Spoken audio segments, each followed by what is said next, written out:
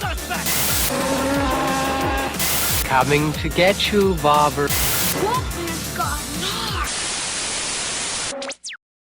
Now, later on in the video, I am going to talk about A Nightmare on Elm Street references in Stranger Things, not just for season 4, but as a whole, because they do reference A Nightmare on Elm Street quite a bit throughout the first 3 seasons, but season 4, not only do they reference A Nightmare on Elm Street, they tend to follow a story within A Nightmare on Elm Street, and I'm going to tell you that at the end of my review, because there's something that I've not noticed. I'm probably not the only person that's noticed this, but there's something I think might happen in Volume 2. I genuinely don't know what's next for us for Volume 2. We know that this is it, this is the end, and I've got a sneaky suspicion it's got something to do with A Nightmare on Elm Street, and that's what I'm going to get on to next, A Nightmare on Elm Street. Now, A Nightmare on Elm Street is referenced and hinted throughout the entire show. And we all think, oh, that's great, that's a reference to A Nightmare on Elm Street, oh, that's a reference to Halloween, etc, etc. That's happened throughout the show because it's a love letter to horror, it's a love letter to the 80s. Now, although we all love Halloween, that originally is a 1970s movie. 1984 came, and that's A Nightmare on Elm Street. The show started in 1984, I think, in Stranger Things. It was set then. It's obviously set in 1986 now. In the last episode, they go back in time, or is it the second last episode? Episode 6. They go back in time when they go in the Upside Down. Now, there's so many references to A Nightmare on Elm Street, it's unreal. You've got a character called Fred. You've got Vecna, who sounds like Freddy Krueger. Do you remember what you did, Nancy?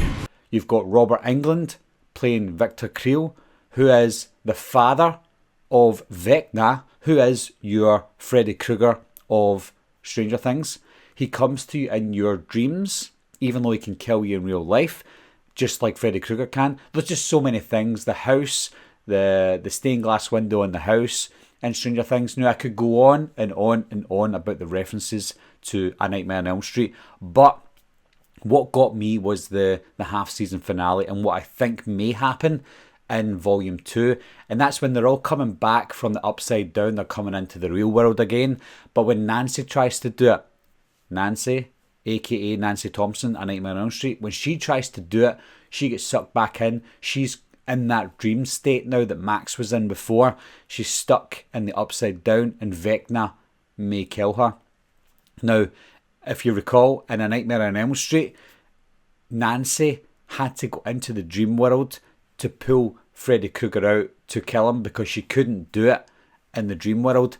Now, for Volume 2, for Stranger Things, I think that's going to happen as well. Nancy is stuck and Vecna is in the Upside Down. Now, we can't really do anything to Vecna in Upside Down unless they all go to the Upside Down and try and beat him up, which is probably not going to happen.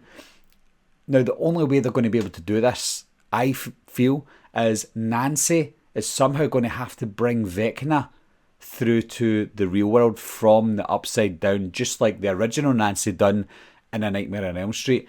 And when they bring Vecna through, aka the Orderly, aka Victor Creel's son, aka Number 1, they bring him through, and we're going to have a standoff between Number 1 and Elle, Number 11. That seems to be what the finale is going to be about. It's getting Elle her powers back, and it's bringing Number 1 back through again. Now, whether Nancy has to bring him through or not, it's kind of irrelevant, because it seems like Vecna is getting strong enough to come back through himself. He obviously wants to come through.